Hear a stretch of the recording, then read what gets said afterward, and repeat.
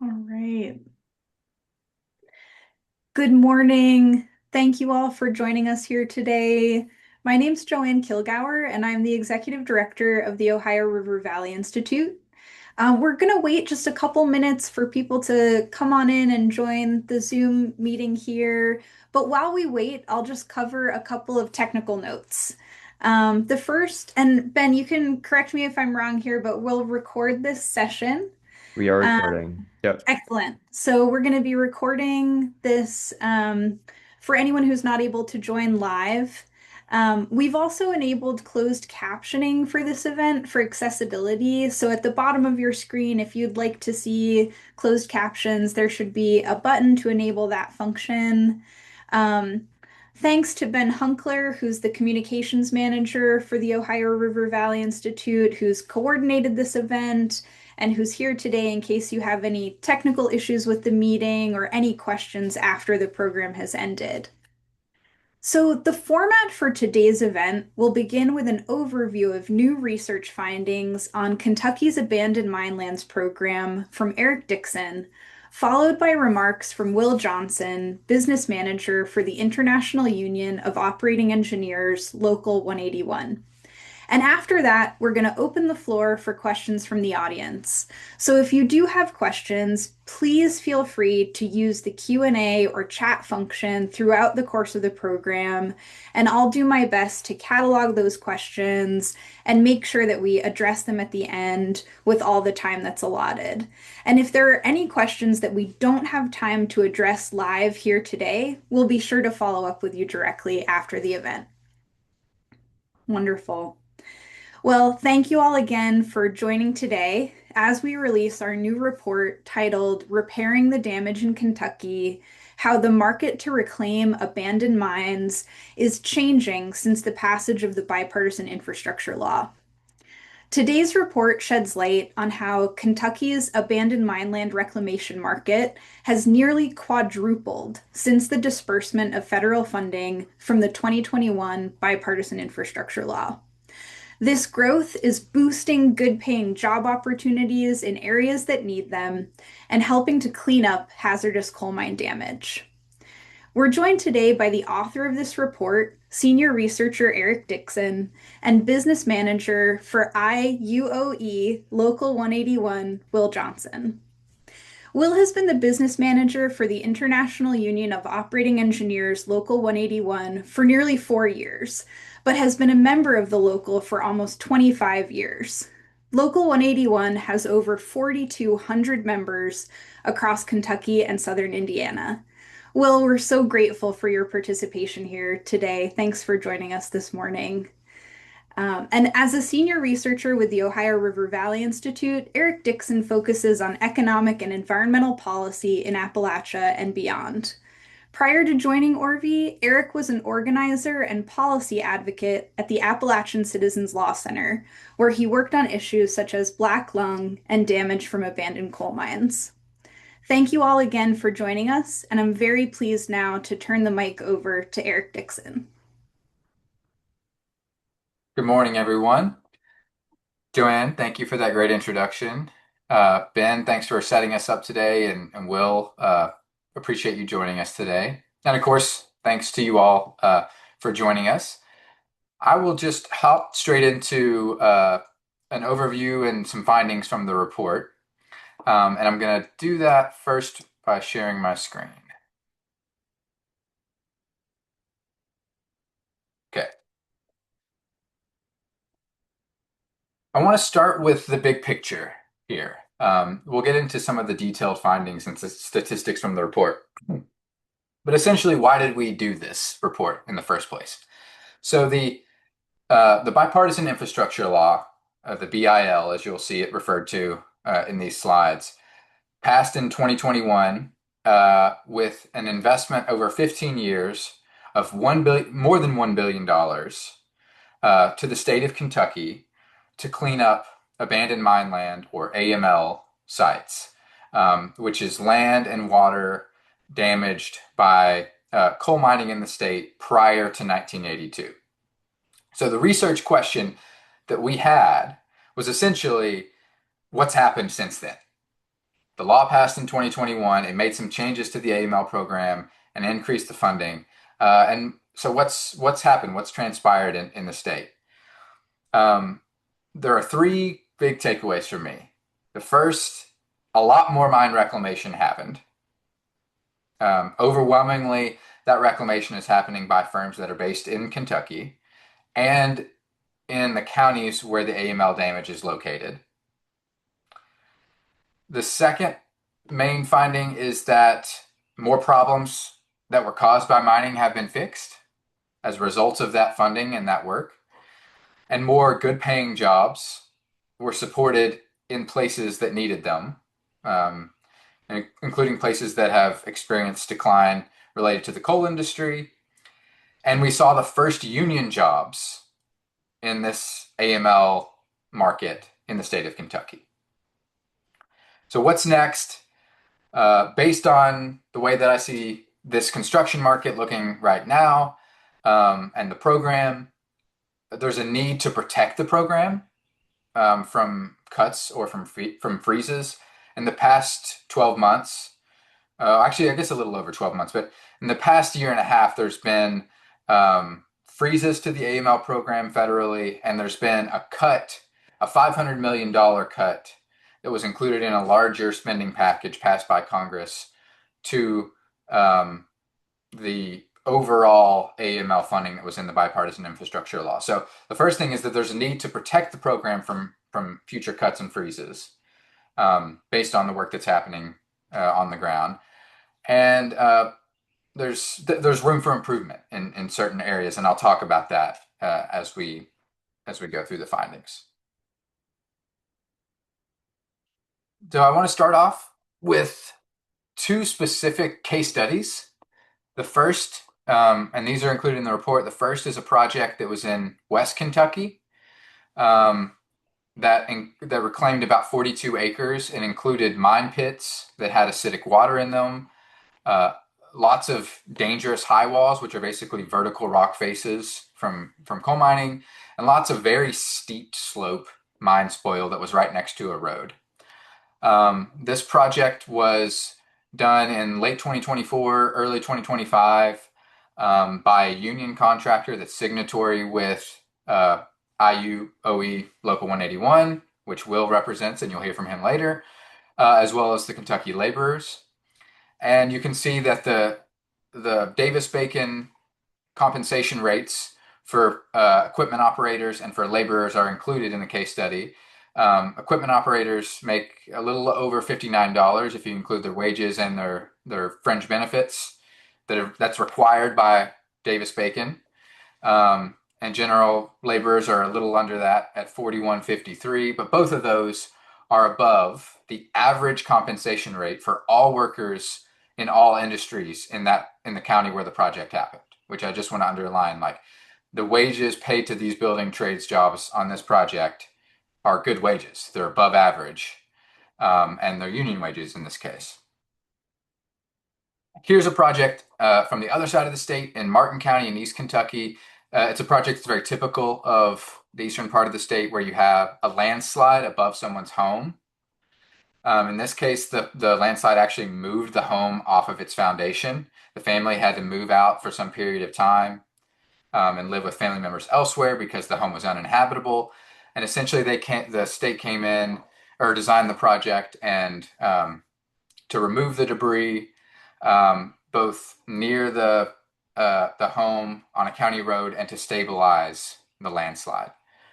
You can see the wage rates for these occupations as well. This project was in 2025, and it was about $1.5 million. So those are two examples. So you kind of have in your head what I mean when I say AML construction contracts. Each of these were AML construction contracts executed by private firms, designed using designs that were done by engineers at the state's Division of Abandoned Mine Lands Agency. So I want to get into my findings now in terms of our analysis, but I figured I would say just at the outset a bit about just a very little bit about our methods. This analysis is based on a new data set that we compiled by downloading all of the solicitation documents and the official bid document, the bid tabs for all of the construction contracts procured publicly by the state of Kentucky.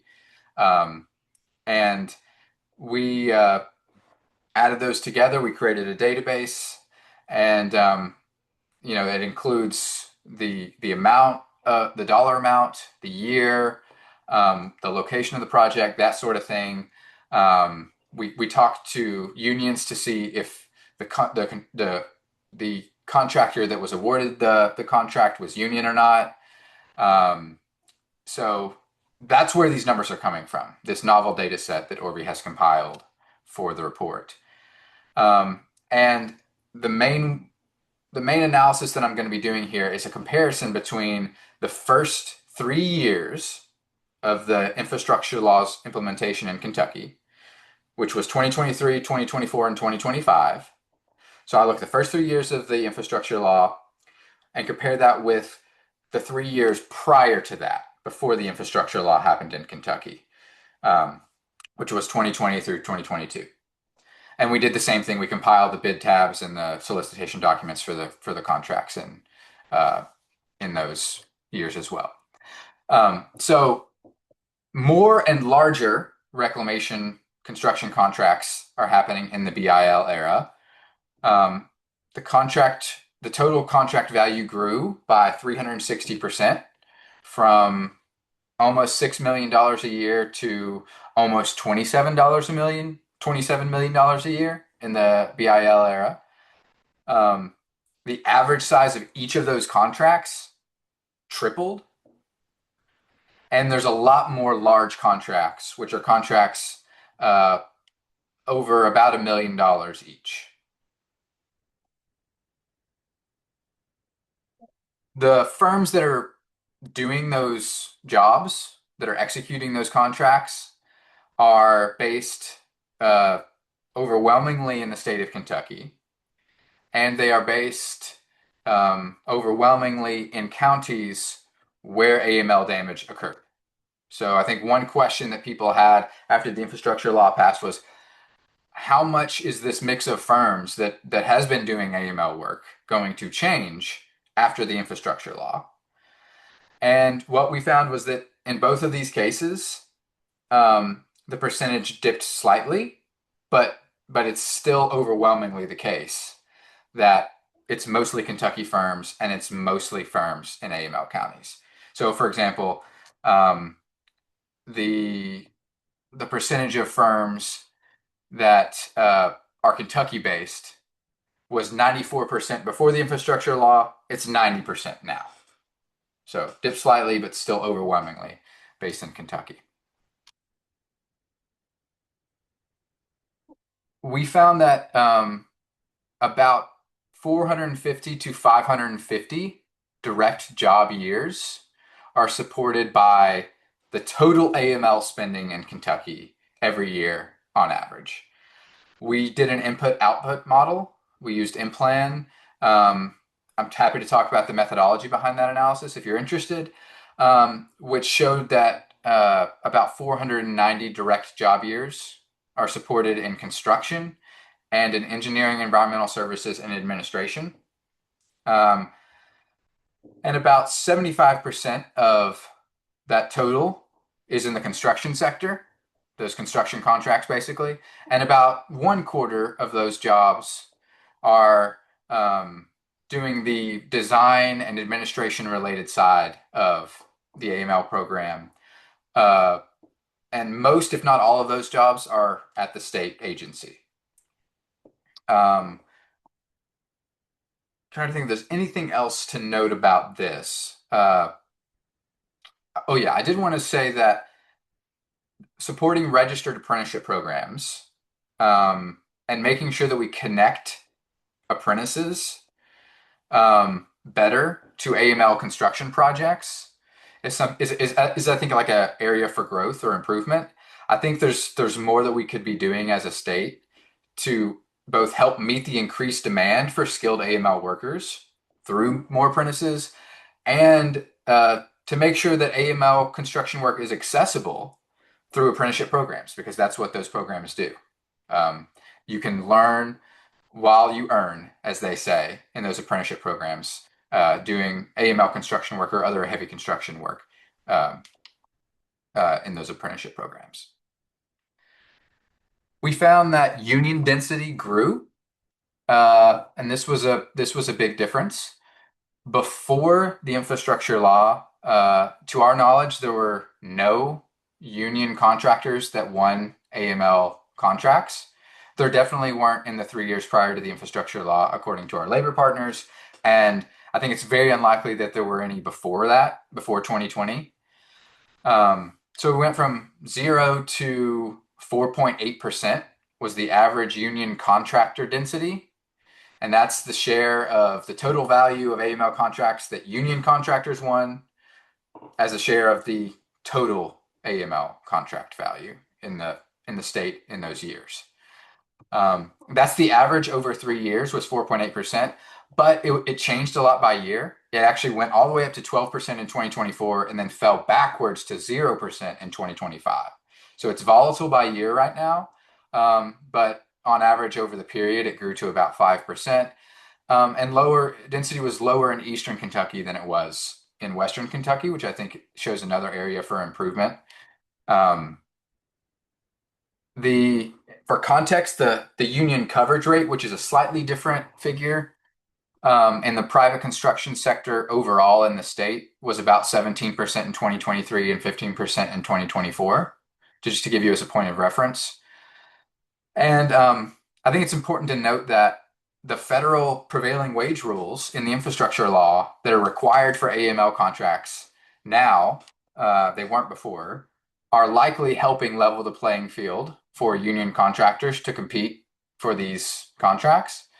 Though I think it's important to note that that level playing field depends on strong implementation of those regulations to make sure that they're being followed. And that's something that will talk about later and that we plan to continue to monitor and potentially put more research on out on in the future. We found that the market in general had healthy market competition, though with some room for improvement. Contracts had about 3.5 bids on average, which is higher than for Kentucky road projects.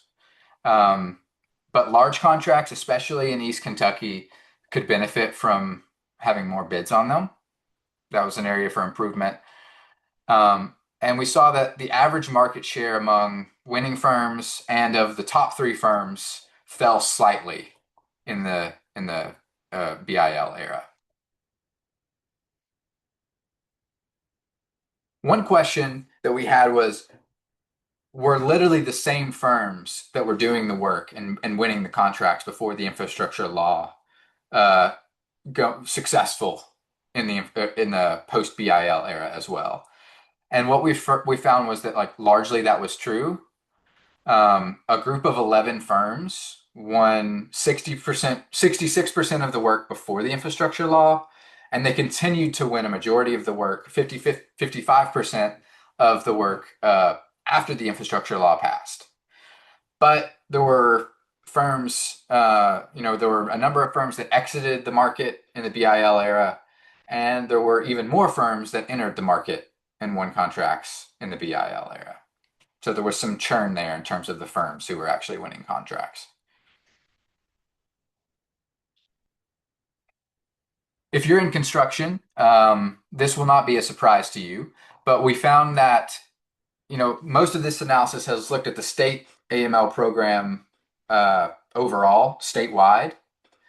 But really, if you drill down into it, East Kentucky and West Kentucky are distinct markets in terms of AML construction with different characteristics.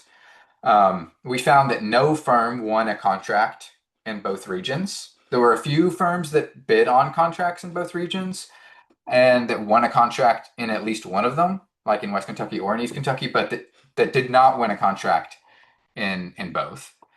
The total value of contracts is much larger in East Kentucky, but growth in the BIL era has been a lot more significant in Western Kentucky.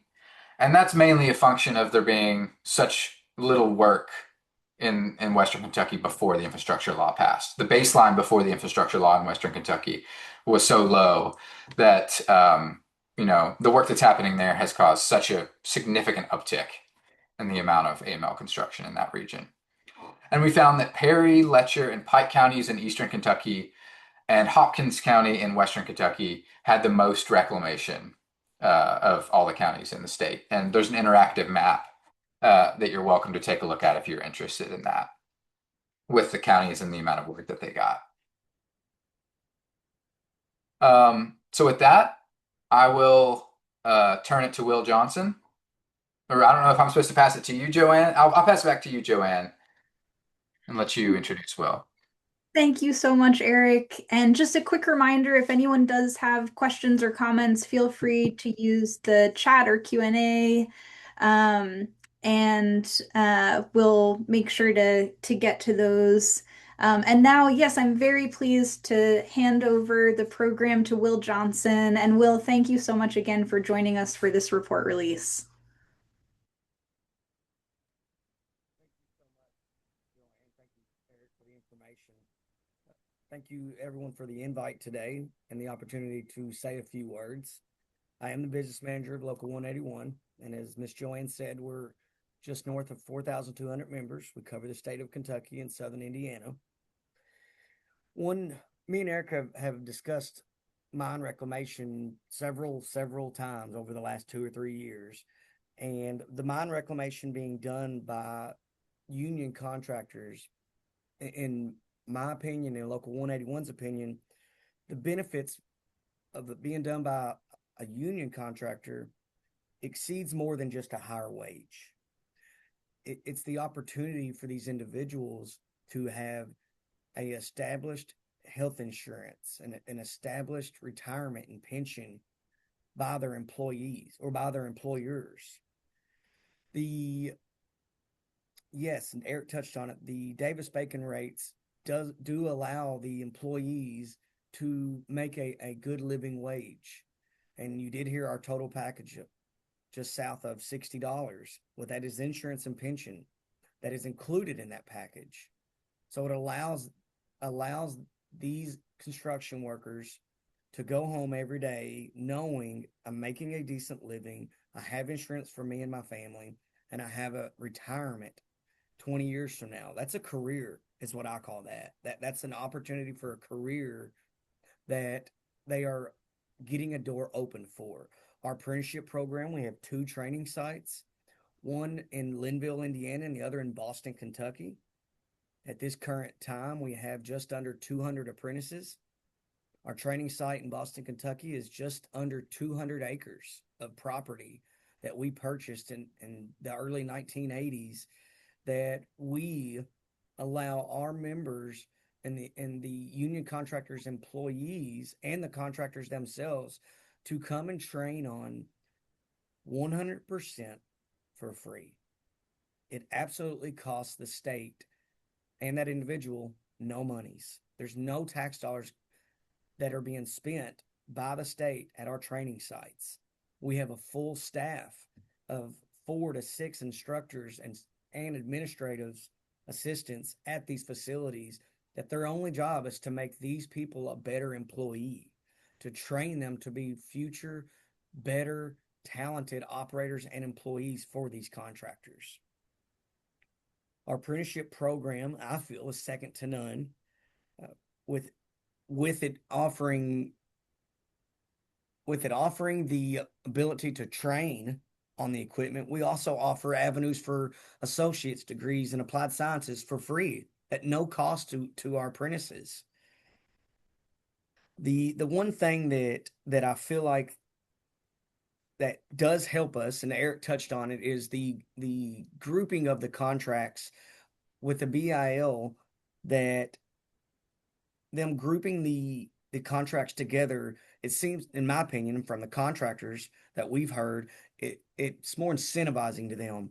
And Eric mentioned that it doesn't appear that one contractor was awarded a project in East Kentucky and West Kentucky. And what factors into that is the mobilization costs. the cost it takes to for the individual contractor to get their equipment and their personnel at these sites.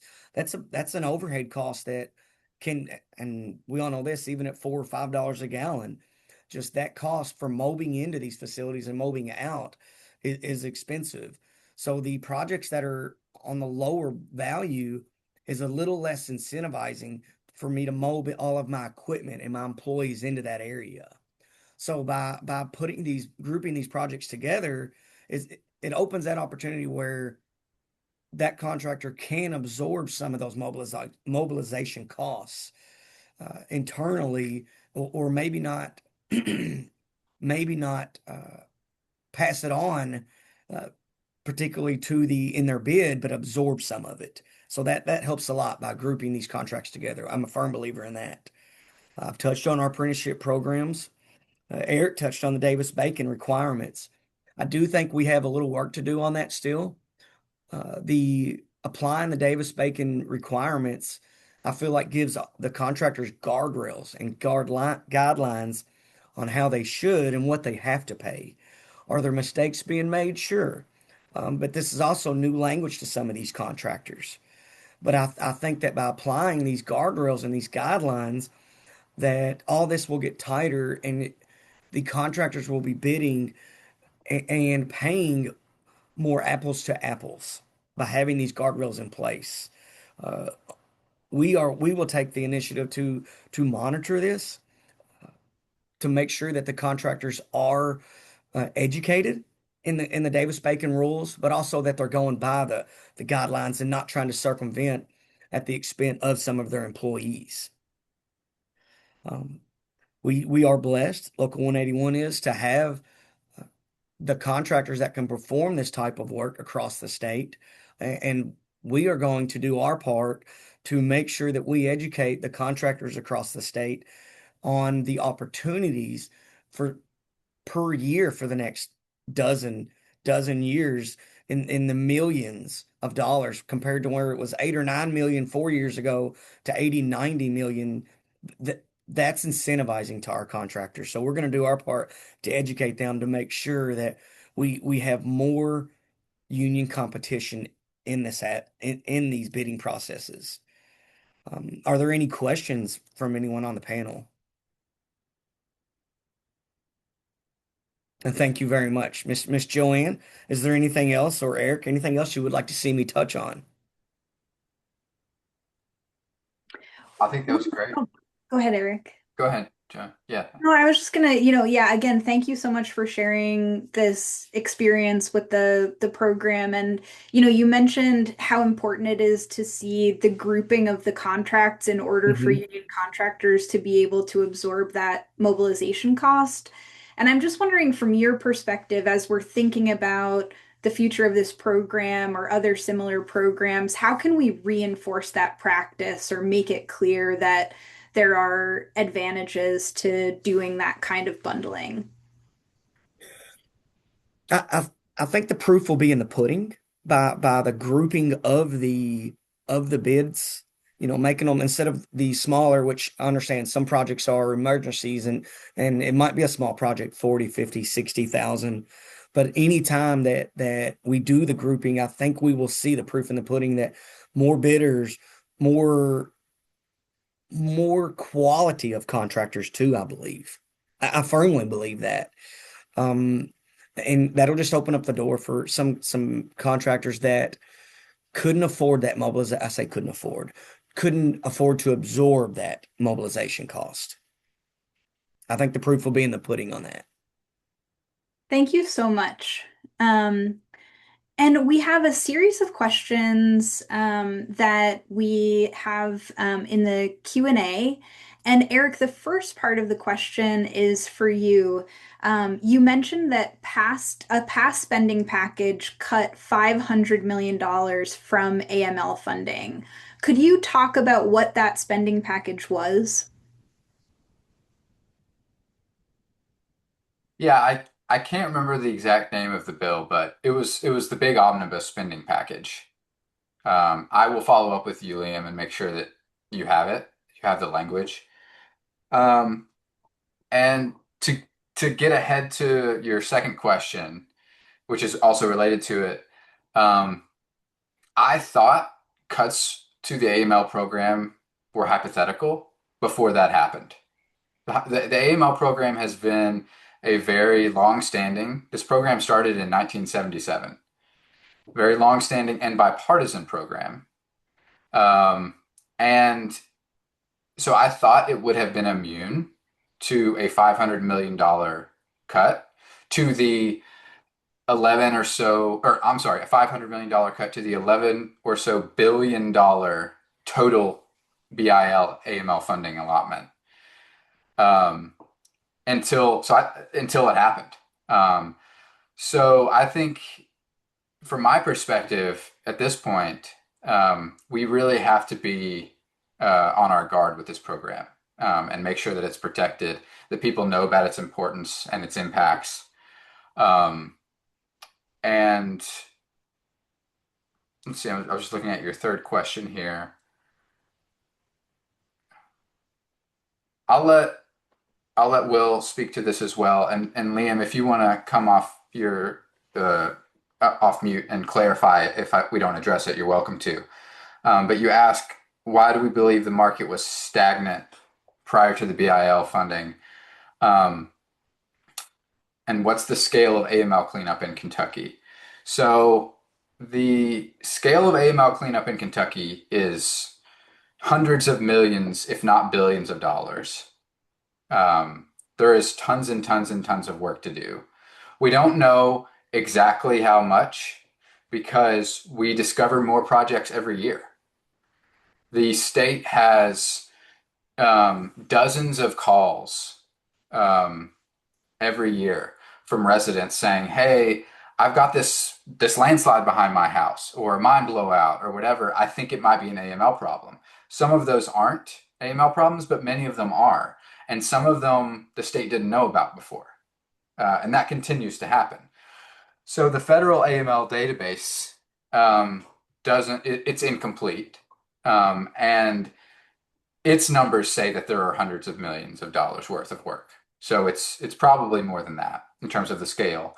And in terms of why the market was stagnant prior to the infrastructure law, um, Kentucky's funding was based largely on the degree of coal mining that happened every year in the state.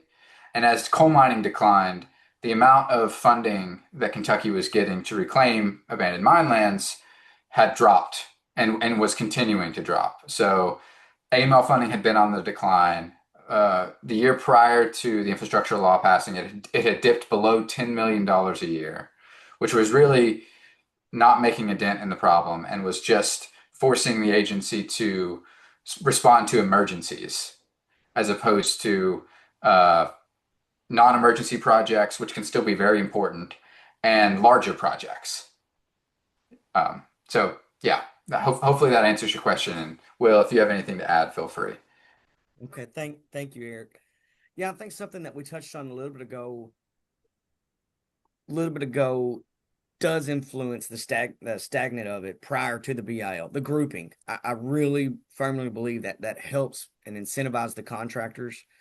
I also believe that contractors, it seemed like a majority of the awarded AML projects going to those contractors was more of your smaller contractors that they could only do so many projects a year or so much work in a given quarter or a month.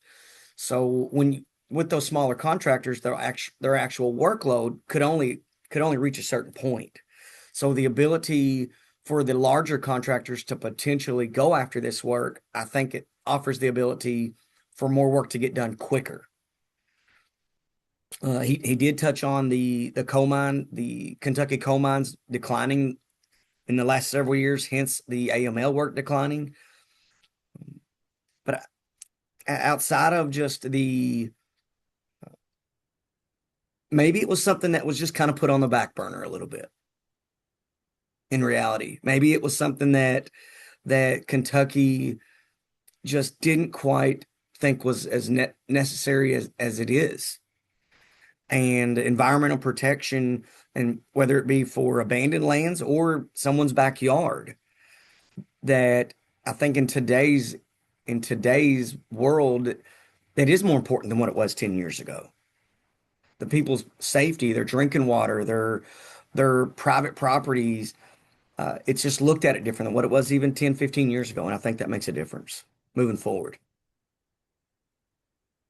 Thank you both so much. And Liam, thank you so much for your questions. Again, feel free to chime in if there's anything you'd like to ask as a clarifying question. And then I'll just share another question, which is the fact that the program helped to create the conditions for the first union jobs in this sector seems like a major development. What should we be thinking about moving forward to expand opportunities for union firms and workers in mine reclamation? Thank you, Joanne. Eric, if you're okay, I'll touch on this one first. The I definitely think we're in the right direction. The Davis-Bacon requirements giving these contractors guardrails and guidelines to meet a livable wage. In the state of Kentucky, the average construction worker is around $45,000 a year. Poverty for the family of four in Kentucky is $33,000. So average construction workers not too far above the poverty line. So how can we as a construction industry be okay with that we are accepting of we're going to pay our employees just above poverty. So applying the Davis-Bacon, I feel, is going to interest the union contractors along with the bundling of the contracts, the and the state itself looking to apply more guardrails and more guidelines and higher expectations. I think that will open up opportunities for the contractors. Great, thank you. Eric, anything that you wanted to add there? I'll just kind of follow through on the logic Will was talking about there, which is that, prior to the infrastructure law passing, um, firms could compete via their bid not just on productivity, but on wages. And they could pay their workers less, and they could undercut other contractors that were union or not, that were paying more. And so what Davis Bacon does is it creates a level playing field for firms to compete on productivity, and make sure that workers are paid better, and in many cases a good above average for the local market rate. And I think that's the biggest factor. That's the biggest change policy wise. And I think it's important that we monitor that and make sure that it's not just on paper, but it's actually happening. And so I think we'll continue to be in communication with Will and others, monitoring that, doing research on that, and making sure that it's being implemented well. Great. Joanne, and I'll even add to that with the monitoring of our guardrails and guidelines, I believe we'll see a not a turnover, but we will see a group of contractors that will no longer bid on this work because of the requirements, because of a little bit of paperwork, some submittal of information that the state will expect, that I think some contractors will just turn away from. And then also some contractors that are used to these guardrails and these guidelines and the expectations of accountability and paperwork, that, hey, we do this every day. Let us look at that opportunity. So I think we're going to see some new players in the market too. Great. Wonderful. Well, we'll do a last call for any questions, comments from any of the participants. And while we're waiting on any final questions, I'll just take this opportunity again to Thank you, Will and Eric, for this presentation today, and just to say how encouraging it is to see this novel data set that you've pulled together turn into some really concrete recommendations for the importance of certain program element designs with making sure that future programs are also supporting increased union contractors in the space. It's great to see that, and also really helpful to hear about what kind of guardrails and enforcement protections are necessary to make sure that that carries forward. Um, so, yeah, I think with that, we can say thank you to our panelists. Thank you to all of you for joining us. Again, we're available offline for. Oh, Liam, I see one last question. I filibustered long enough.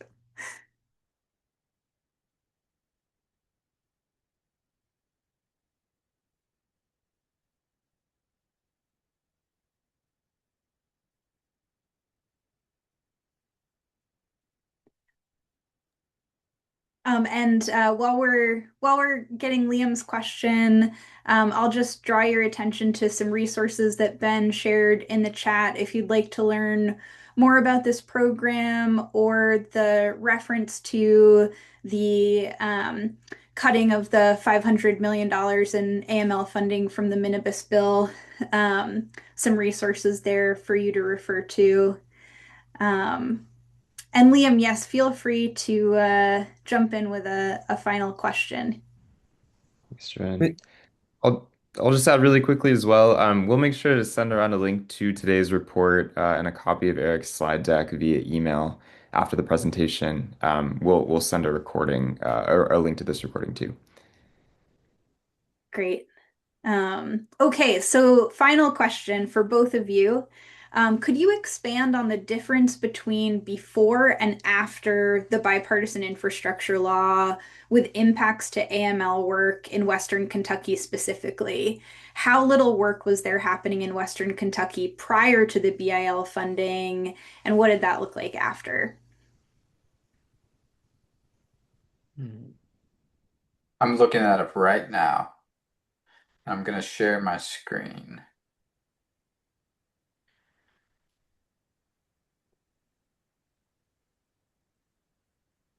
Okay. I'm hoping you all can see this. This is page 13 of the report, and it goes into this regional difference. So, Liam, you're welcome to take a look and dig more into this if you'd like. But so the total value of AML contracts, you know, averaged over averaged by year in Western Kentucky was 630% larger in the BIL era. So it grew from zero point 0.8 million to 5.8 million. 0.8 million before BIL, 5.8 million after. And those are the 3-year averages for each of those periods. So, and you can see it rose in Eastern Kentucky too by 317%. But again, the rise wasn't as, high because in Western Kentucky, there was just so little. There was only, on average, $800,000 worth of work happening in that region each year.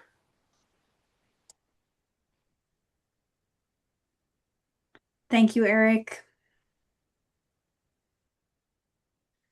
All right. So, yes, encourage everyone to check out the report, reach out with any follow-up questions. And again, thank you, Will and Eric, and thank you, Ben, for being our wonderful host. We wish that you all have a great day and look forward to continuing to be in conversation with you about AML work in Kentucky. Thanks, everyone.